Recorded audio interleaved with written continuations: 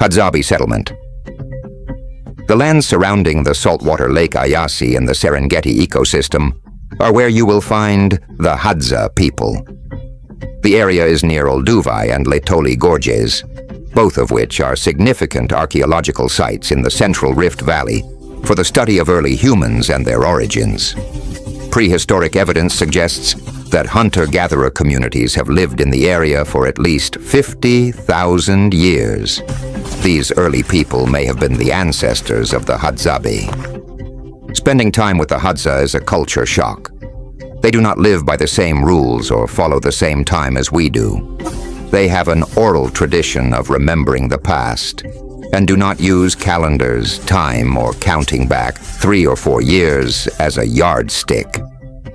They have never experienced war, famine, or serious disease, and they have no carbon footprint. They survive by instinct, skill, and the ability to interpret the cycles and signs of nature.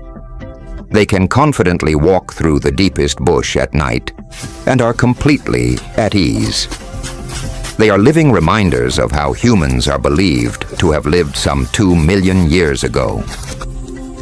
The advent of agriculture in the outside world is a recent highlight on this timeline. You can enjoy a truly immersive visit with these sociable people and experience life as a hunter-gatherer.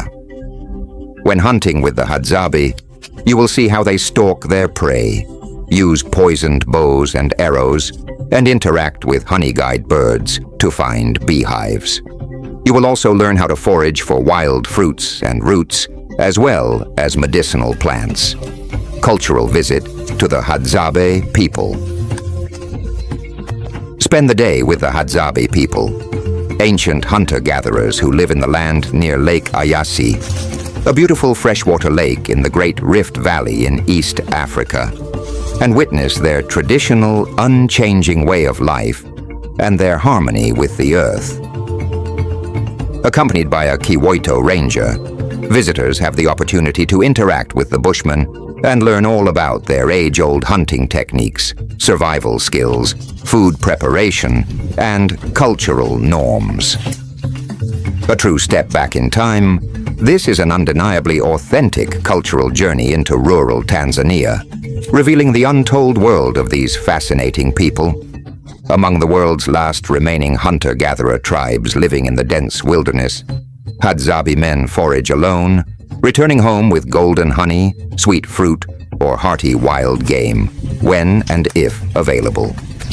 Women go out in large groups and forage for fresh berries, baobabs, and tubers, depending on availability. During the wet, rainy season, honey is the mainstay of their diet, along with colorful fruits, tubers, and sometimes meat.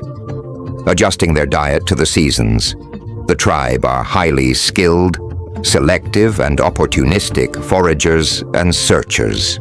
They rely solely on themselves to feed their families and their tribe. The Hadzabe Tribe facts. While many visitors to Africa are familiar with the Maasai people, the Hadzabe people of Tanzania's Lake Eyasi region are no less fascinating and representative of African culture. Still maintaining the hunter-gatherer lifestyle that has sustained their people for generations, the Hadzabe use locally produced poisons and ingenious camouflage to hunt. Visitors to Tanzania can not only kite fly these traditional people, but can also witness the thrilling sunrise hunt to see how these nomads have survived in the wilderness that Tanzania has sometimes tackled for years. About the Hadzabe. With an estimated population of less than 2,000 individuals, the Hadzabe are one of the last tribes to hold true to their tribal history.